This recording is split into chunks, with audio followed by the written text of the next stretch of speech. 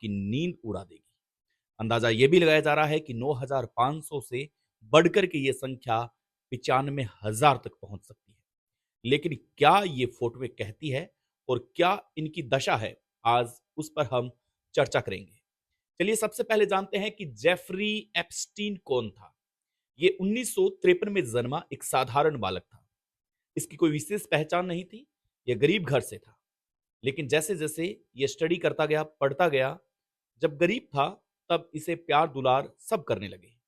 एक दिन ये अपनी मेहनत से एक अध्यापक बना, और वो भी मैथ और साइंस का इतना होनहार जबरदस्त बालक था कि इसके अध्यापन में बच्चों को रुचि आने लगी और बच्चे इसमें इंटरेस्ट दिखाने लगे।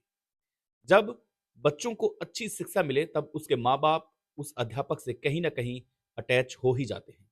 बस यही जेफरी एप्स्टीन का एक नया मोड़ था। अध्यापन का कार्य करवाते करवाते जेफरी एप्स्टीन अब उन माता पिता से कनेक्ट हो चुका था जो माता पिता अपने बच्चों को अच्छी शिक्षा देना चाह रहे थे, जो माता पिता अपने बच्चों को अच्छे से पढ़ाना चाह रहे थे। बस यही वो मोड़ था।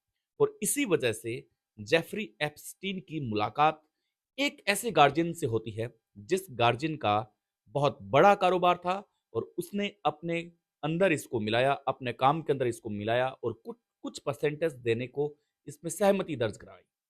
ये बोला गया कि जेफरी तुम बहुत अच्छे टीचर हो, तुम मेरे बच्चों को अच्छी शिक्षा दे रहे हो, इसलिए मैं तुम्हें इतने परसेंटेज का हिस्सेदार बनाता हूं मेरे इस नए काम में।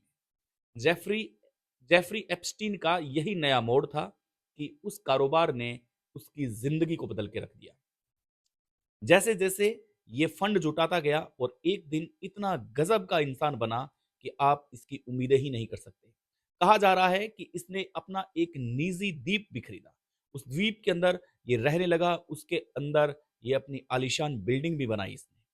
अब रसूखदार व्यक्तियों से मिलना इसका कैसे हुआ? इसके पास पैसा था और ये करने लगा था अब सेक्स वर्कर का काम।